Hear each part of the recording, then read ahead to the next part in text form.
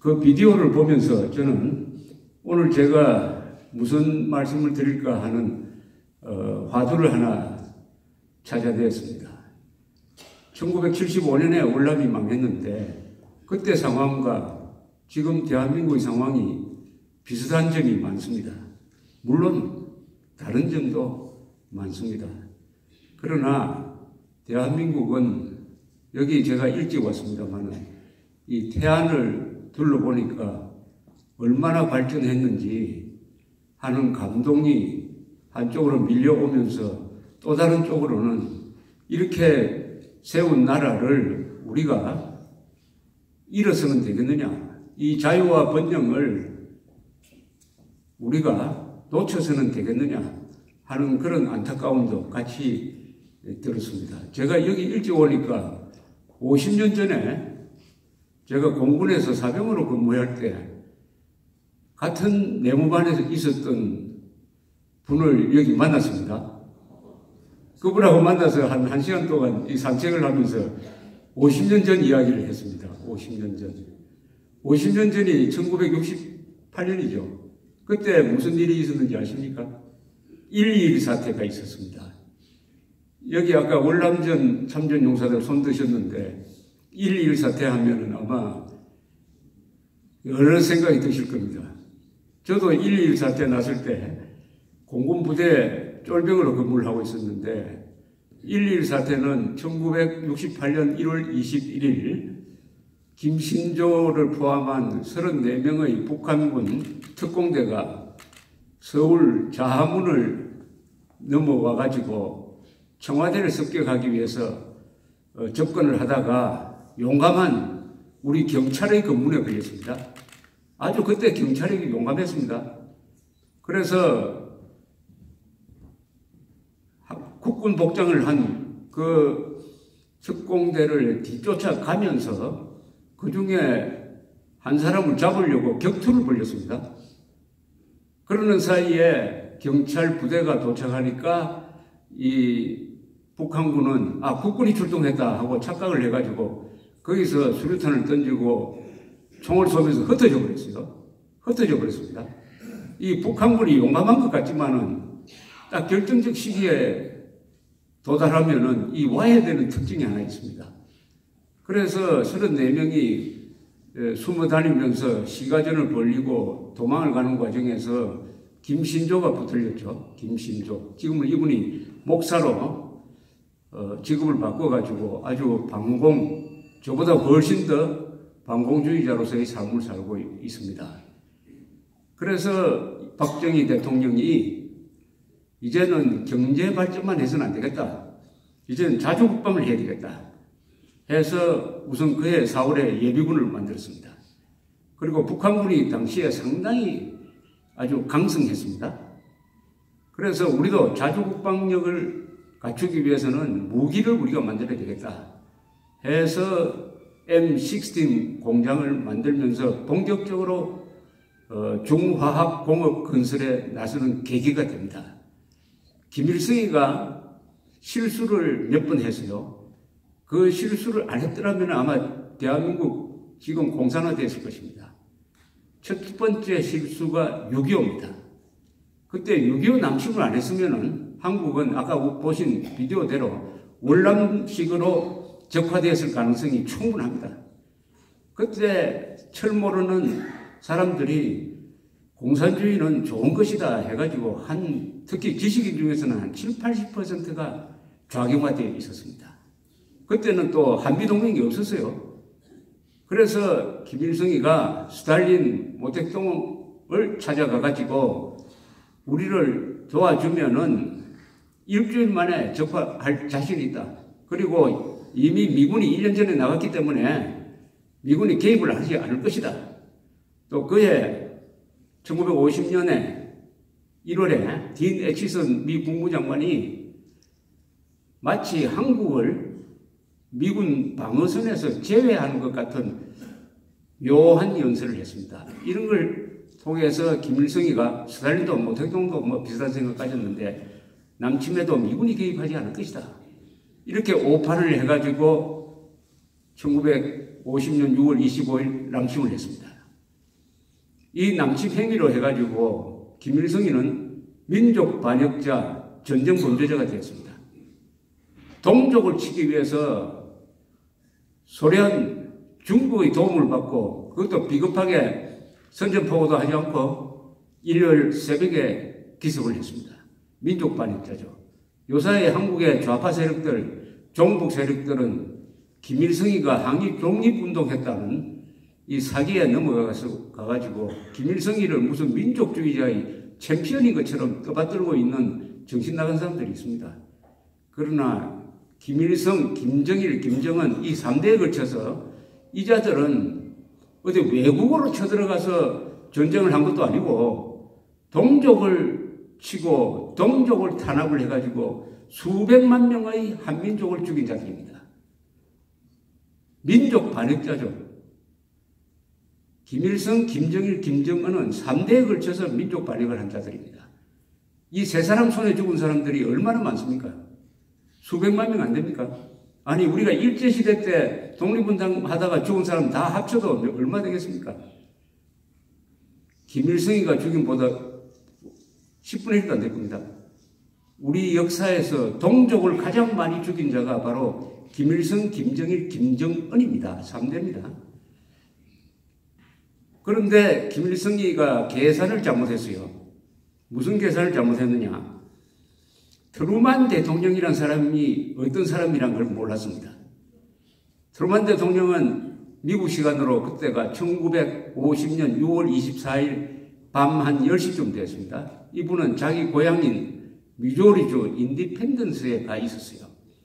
그래서 잠자리에 들려고 하는데 때르릉 하고 전화가 왔습니다. 딘 애치성 국무장관이 보고를 합니다.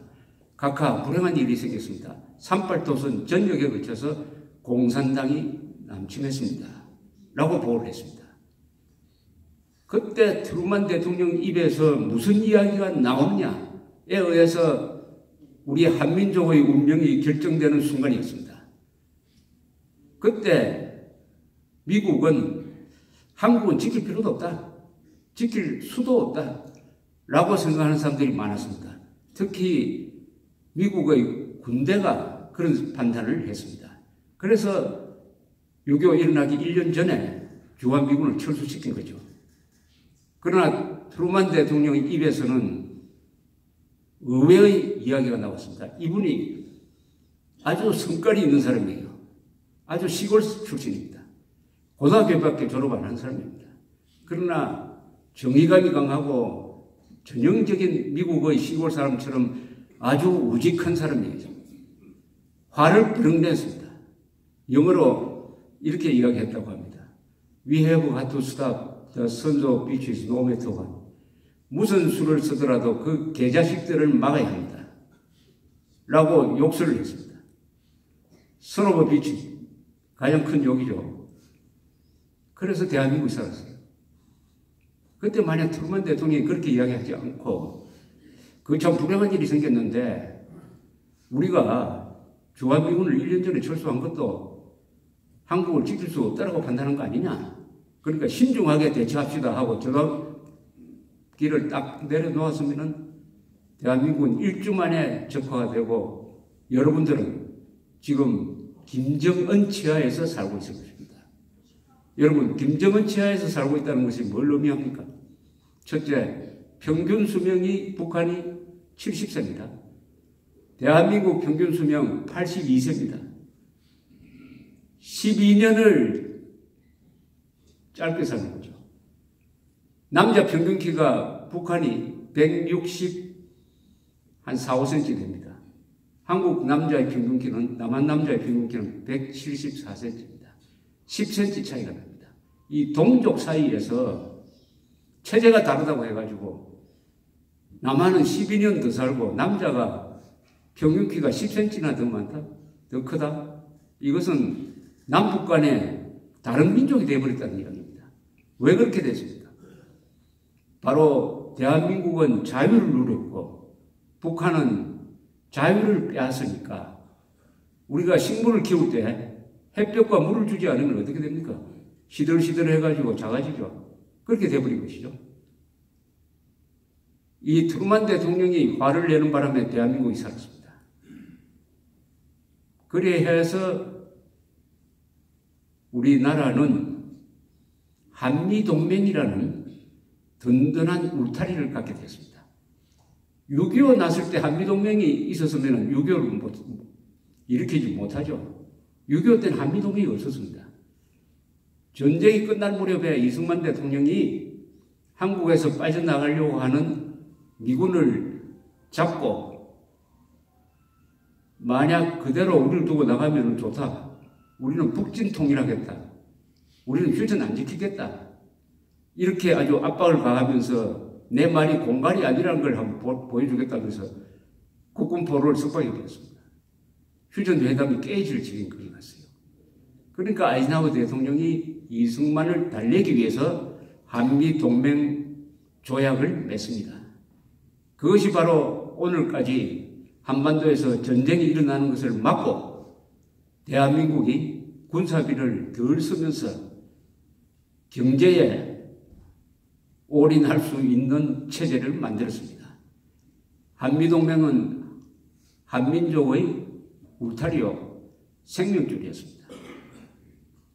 대한민국은 6.25를 겪으면서 수많은 사람이 죽었지만은 그러나 6.25 덕분에 적화되지 않고 경제 발전할 수 있고 미국과 영원한 친구가 되어가지고 지금까지 이런 나라를 만들 수가 있었습니다. 6.25는 재앙으로 위장한 축복인 면이 있습니다. 그 전쟁으로 돌아가신 분들께는 참으로 미안하지만은 그 전쟁으로 돌아가신 분들의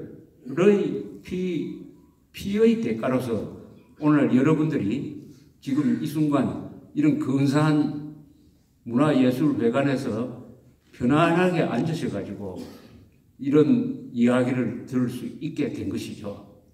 세상에 공짜는 없습니다.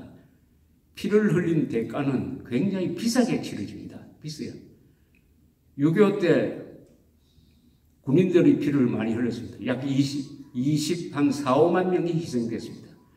그 중에는 북한이 불법 억류한 6만 명의 국군포로가 있습니다. 6만 명의 국군포로. 다 돌아가시고 아마 수천 명 지금 남아있을 것입니다. 그 중에 탈출해 온 국군포로가 한 80명, 그 가족들이 한 300명 여기 와 있습니다. 국군포로 가족들 만나면은 제가 얼굴을 들 수가 없어요. 국군포로 6만 명. 우리는 잡았던 인민군포로 다 돌려줬습니다. 우리는 왜 국군포로 6만 명을 그냥 버렸느냐? 6만 명이면 육개사단입니다. 왜 버렸느냐? 우리 역대 정부가 잘못했습니다. 역대 국방부 장관 죄인입니다. 죄인. 같이 싸우던 동료들을 북한 지역에 버려놓고 남북회담 해도 국군포로 돌려달라는 이야기를 한 번도 한 적이 없습니다. 한 번도. 지금 4월 27일 날 문재인, 김정은 회담이 있으면은 거기서 국군포로 돌려달라는 이야기를 해야 될 텐데 안 할 것이 뻔합니다. 이게 있을 수 없는 거죠.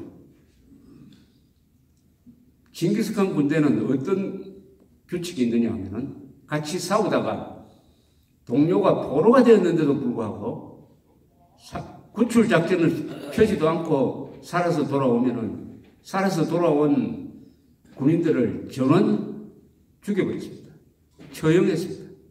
왜 동료들을 버리고 왔느냐? 로마 군대도 그런 전통을 가지고 있습니다. 우리는 6만 명을 버렸습니다. 6만 명을. 그럼 그 6만 명이 북한에서 잘 먹고 잘 살았느냐? 김일성이는 6만 명을 다 저 아오지 탄광 쪽으로 보내가지고 거기서 지하에 들어가가지고 노예 노동을 하도록 했습니다. 그 아들도 아버지와 함께 지하 몇백 미터 들어가서 거기서 노예 노동을 했습니다. 그 손자도 지금 하고 있습니다. 3대에 걸쳐서 노예 노동을 하고 있습니다. 대한민국이 외면한 사이에 북한에는 3대 세습이 있고 그것은 권력 세습이고 또 한 구석에서는 3대 노예노동의 세습이 지금 진행되고 있습니다. 여기에 대해서 그분들 덕분에 잘 먹고 잘 사는 한국의 지도층이, 특히 군이 한 번도 북한에 대해서 돌려달라는 이야기를 하지 않았다는 것은 오늘날 대한민국의 소위 우파 세력, 자유민주 세력이라는 사람들이 좌익들, 친북, 종북 세력들로부터 몰리고 있는 하나의 원인입니다. 좌파들이 보면은 얼마나 한국 정부나 군인들을 아주 경멸하겠습니까? 동료 6만 명을 버린 저 집단이 무슨 일만 있으면은 미군이 우리를 어떻게 도와주지 않을까 이 걱정만 하고 있다. 아주 속으로 경멸할 겁니다. 그래서 오늘날 보수라고 불리는 사람들이 이렇게 코너로 몰린 하나의 원인인 것입니다. 다시 이야기를 한국전으로 돌려가면은 한국전에서 이승만 대통령과 트루만 대통령 두 전쟁 지도자가 압도적 병력을 가진 북한군에 맞서가지고 한국을 지켜내는 과정에서 대한민국이 수백만의 희생을 치렀지만은 이 세계를 위해서, 인류를 위해서는 좋은 일을 했습니다.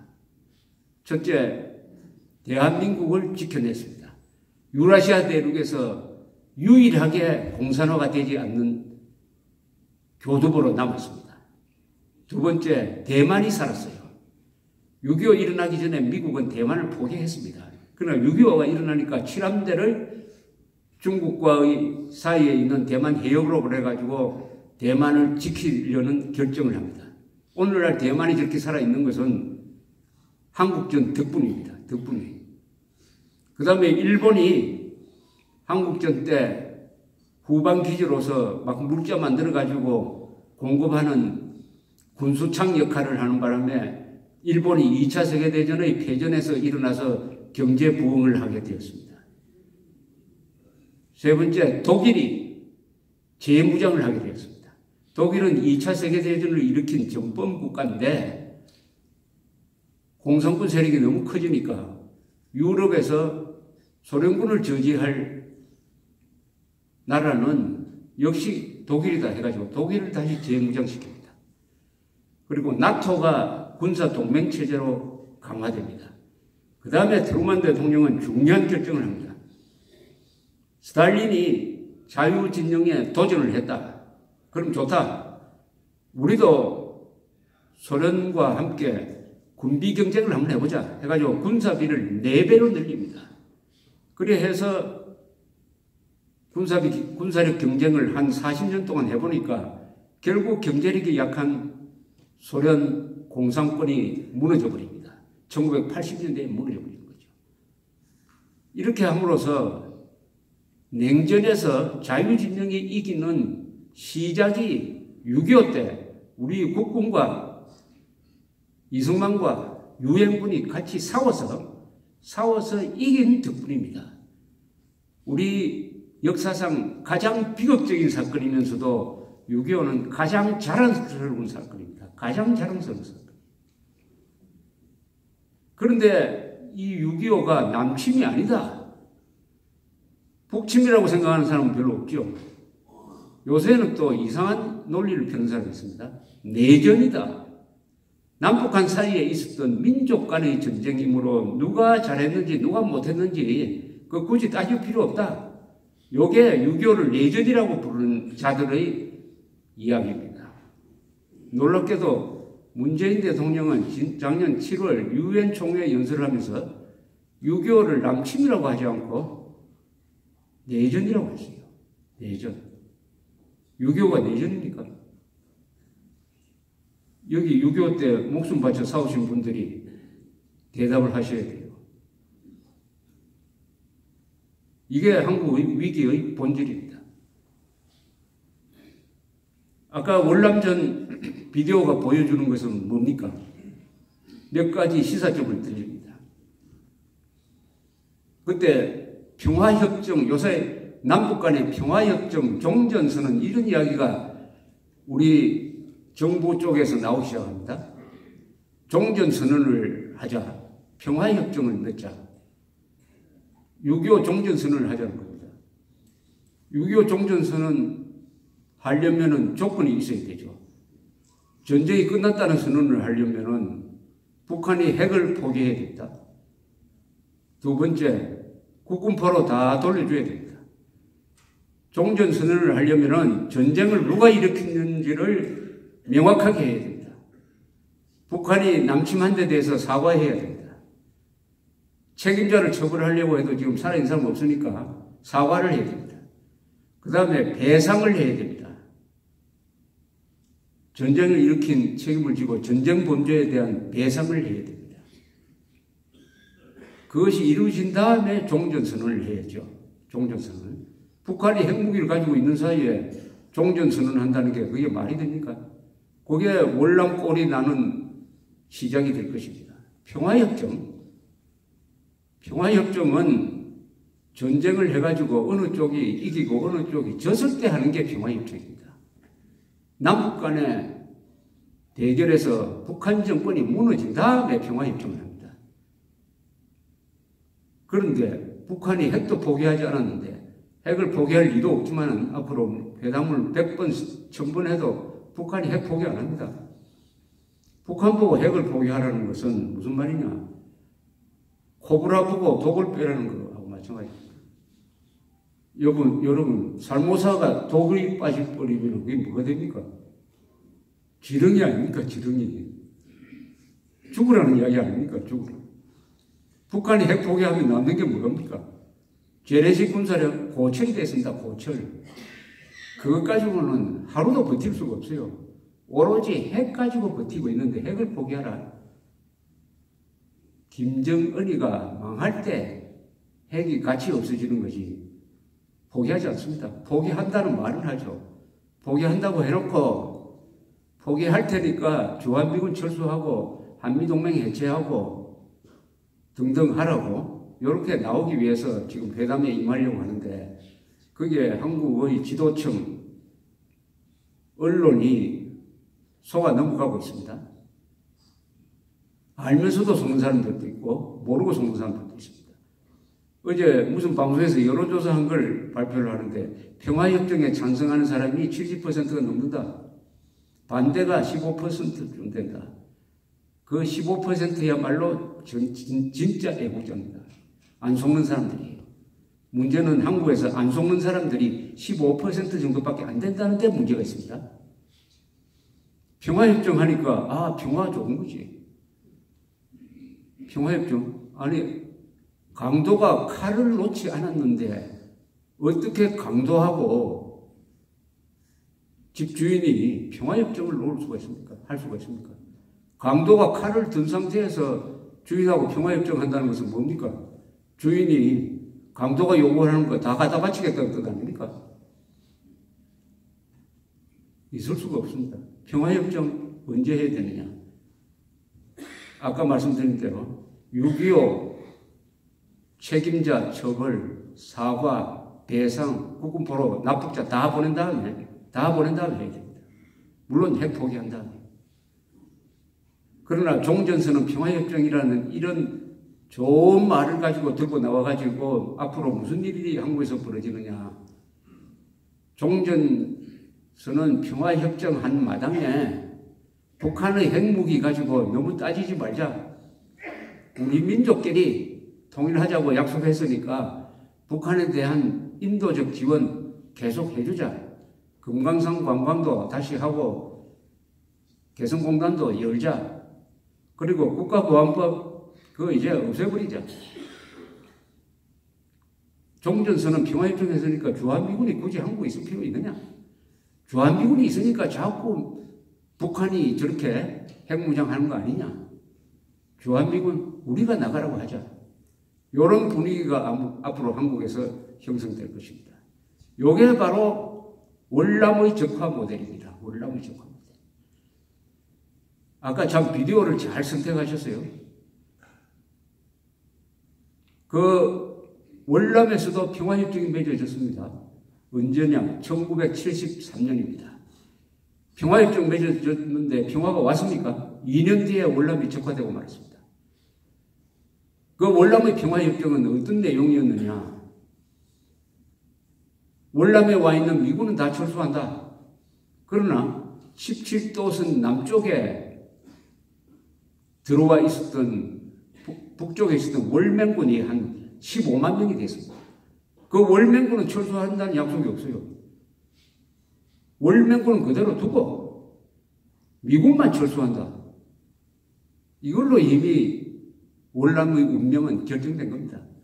박정희 대통령이 그 평화안을 딱 보더니 유양수 대사를 불러가지고 이대로 하면은 1, 2년 안으로 월남 망한다. 돌아가서 티우 대통령한테 절대 미국이 요구하는 평화안 받지 말라고 하라고 훈령을 내립니다. 유양수 대사가 4.20으로 와서 티우 대통령을 만나니까 티우 대통령도 이야기합니다. 나도 그렇게 생각한다. 그런데 미국의 압박이 심했어요. 닉슨 대통령이 이걸 받아라.